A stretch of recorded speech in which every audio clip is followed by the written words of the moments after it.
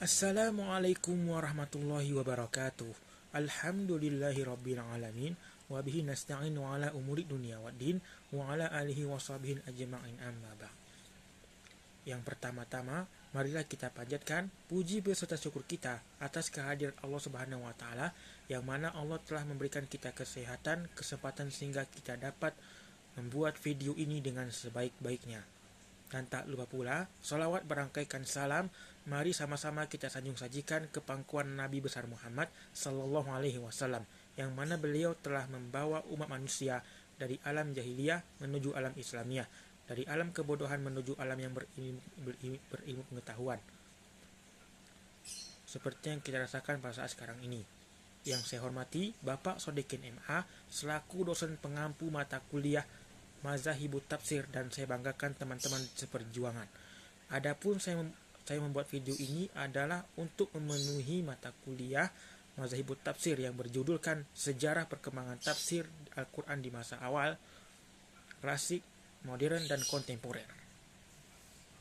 Pembahasan pertama yaitu penafsir Al-Quran pertama, yaitu Nabi Muhammad Sallallahu Alaihi Wasallam. Karena pada saat masih hidup, para sahabat langsung menanyakan maksud dan tujuan Al-Quran kepada sumbernya ketika menemukan sebuah kesulitan terhadap Al-Quran. Namun setelah Nabi Muhammad SAW wafat, para sahabat mulai melakukan ijtihad menafsirkan Al-Quran. Tidak lantas berdiam diri saja. Para sahabat yang melakukan ijtihad menafsirkan Al-Quran pun tidak sembarangan. Harus orang yang berkompeten seperti Ibnu Abbas radhiyallahu anhu yang telah didoakan langsung oleh Nabi Muhammad Sallallahu Alaihi Wasallam. Seiring berkembangnya zaman, estafet generasi tafsir selanjutnya diteruskan oleh sahabat, tabi'in, atba'ut tabi'in, salafus sholihin, dan ulama hingga sekarang dengan berbagai inovasi penafsiran karena berkembangnya wawasan dalam memahami Al-Quran. Berdasarkan sedikit pemaparan di atas, bisa dilihat bahwasanya penafsiran Al-Quran mengalami perkembangan yang semakin pesat yang dipikul oleh penafsir.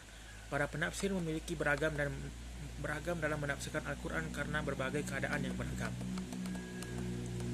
Pembahasan pertama, yaitu tafsir Al-Quran. Secara bahasa, kata tafsir adalah bentuk masdar dari kata fasara, yufasiru, tafsiran yang mengikuti wazan taf'ilan yang mempunyai arti penjelasan dan keterangan. Menurut Kiai Haji Maksum bil Ali dalam kitab Al-Amsilat Tasrifiyah, penggunaan wazan fa'ala berfungsi untuk kata kerja transitif. Dengan demikian, kata fasara adalah menjelaskan dan menerangkan. Sedangkan secara istilah, para ulama memberikan pengertian yang berbeda-beda menurut sudut pandangnya masing-masing, yaitu seperti Abu Hayyan. Dia menafsirkan, tafsir adalah ilmu yang membahas tentang tata cara berbicara dengan lapas-lapas Al-Quran berdasarkan dalil, hukum, ifrad, bentuk single, tarkib, dan makna yang terkandung di dalamnya. Yang kedua, Abu Thalib At-Taghlibi. Ia menjelaskan, yaitu tafsir adalah menjelaskan peletakan sebuah lapas, baik secara hakikat ataupun majas, dan sebuah kiasan dan sebuah kesaksian bahwasanya Allah menggunakan sebuah lafaz tersebut kemudian dijelaskan oleh manusia sesuai kemampuannya. Yang ketiga, Al-Ashabani. Beliau menjelaskan tafsir dalam ulama adalah membuka makna-makna Al-Quran. Penjelasan kandungan pesan-pesan Al-Quran dalam cakupan lafaz baik asing ataupun mafhum, baik tersirat ataupun tersurat. Nah, pembahasan intinya yaitu pertama, tafsir pada masa Nabi Muhammad dan masa para sahabat. Penafsiran Al-Quran pada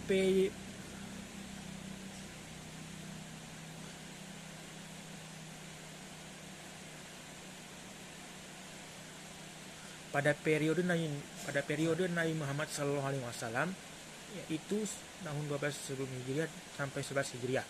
Penafsiran yang pertama kali adalah penafsiran yang berasal dari Rasulullah yang sifatnya adalah amali atau praktis. Ciri utama penafsiran periode ini adalah tafsir praktis eksplanatif, yaitu penjelasan yang bertujuan untuk pengamalan. Penjelasan yang diberikan bukan hanya dalam bentuk verbal, tetapi bisa juga dalam bentuk praktis. Penafsiran yang diberikan oleh Nabi Muhammad SAW terkadang merupakan jawaban atas pertanyaan beliau kepada malaikat Jibril, atau jawaban beliau atas pertanyaan sahabat-sahabat tentang suatu hal dalam Al-Quran. Tafsir Nabi Muhammad SAW tersebut dikenal dengan tafsir naqli atau tafsir al-riwayah. Setelah Nabi Muhammad SAW wafat, para sahabat generasi pertama yang memahami Al-Quran karena mereka telah belajar langsung kepada Nabi Muhammad SAW. Dengan demikian, para sahabat inilah yang bertugas menafsirkan ayat-ayat Al-Quran. Mereka menafsirkan ayat-ayat Al-Quran dengan menggunakan riwayah, juga menggunakan ijtihad, karena tidak semua tafsir ayat-ayat Al-Quran mereka terima dari Nabi Muhammad SAW. Dalam sejarah dikatakan bahwa sahabat yang pertama menafsirkan Al-Quran saat setelah wafatnya Nabi Muhammad SAW adalah Abdullah bin Abbas. Sahabat ini diberi berbagai julukan, yaitu Baharul Al-Ulum, Lautan Ilmu, Habru Al-Umat, Ulama Umat, dan Turjuman Al-Quran atau juru tafsir Al-Quran. Selanjutnya, sejarah perkembangan tafsir. Sejarah tafsir pada periode tabi'in. Pada masa sebelum tabi'in, wilayah Islam memang telah meluas. Para sahabat sebagai guru tabi'in ada yang menetap di Mekah, di Madinah, Irak, Syam, dan selainnya. Dari para sahabat inilah berguru para tokoh tabi'in yang kemudian melahirkan berbagai aliran-aliran tafsir. Dengan demikian, perkembangan tafsir di masa tabi'in berkaitan dengan berakhirnya tafsir sahabat, dan perkembangan di masa tabi'in ini ditandai dengan lahirnya aliran tafsir di Mekah, Madinah, dan Irak.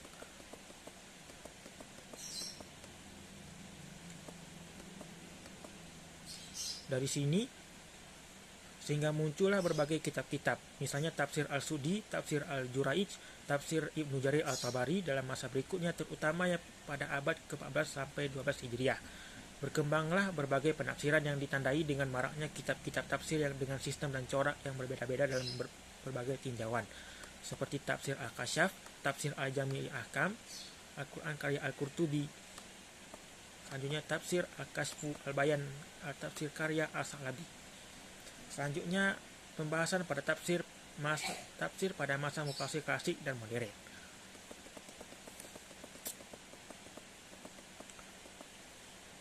Penafsiran periode klasik dimulai sebelum munculnya penafsiran Muhammad Abduh di Mesir, yang wafat pada tahun 1905 Hijriah, dengan karyanya Tafsir Al-Manar, dan Ahmad Khan di India yang wafat pada tahun 1898 Hijriah, dengan karyanya Tafhim Al-Quran.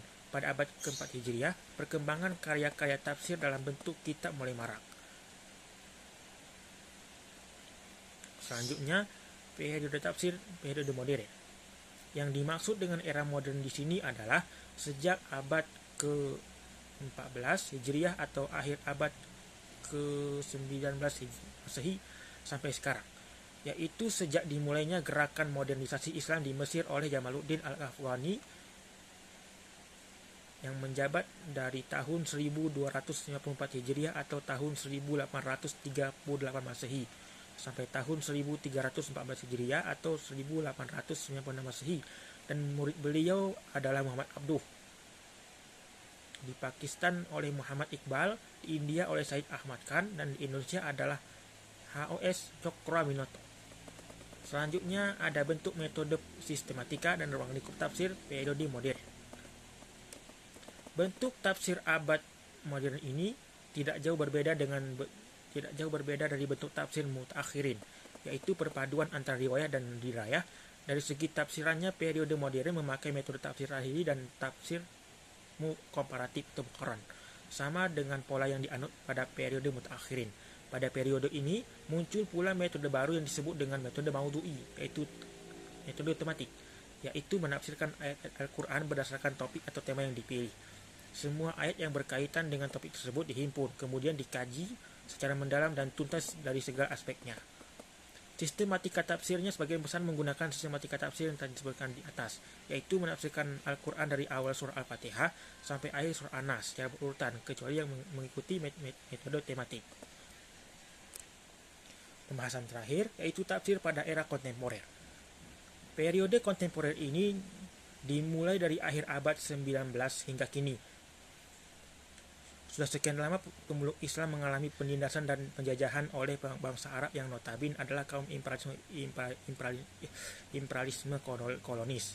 Kini sebagai negara, baik di benua Asia maupun Afrika yang berpenduduk mayoritas Muslim, mulai bangkit dari keterpurukan dan penderitaan mental. tafsir kontemporer dinilai oleh banyak kalangan akan memberikan angin segar bagi perkembangan tafsir. Meskipun tidak sedikit juga kalangan yang kurang senang dengan adanya tafsir kontemporer ini. Dengan adanya paradigma baru yang digunakan, maka segala bentuk dogmatisme dan otorianisme penafsir dapat meminimalisir sedemikian rupa. Sebab paradigma tafsir kontemporer meniscayakan adanya kritisme, objektivitas dan keterbukaan di mana produk penafsiran tidak ada yang kebal kritik. Nah, sebagai kesimpulannya, penafsiran Al-Quran telah dimulai sejak Nabi Muhammad SAW, kemudian dilanjutkan oleh masa tabi'in, masa sahabat dan para ijtihad yang lalu. Mungkin hanya ini yang dapat saya sampaikan, lebih dan kurang saya mohon maaf. Saya tutup dengan ucapan Assalamualaikum warahmatullahi wabarakatuh.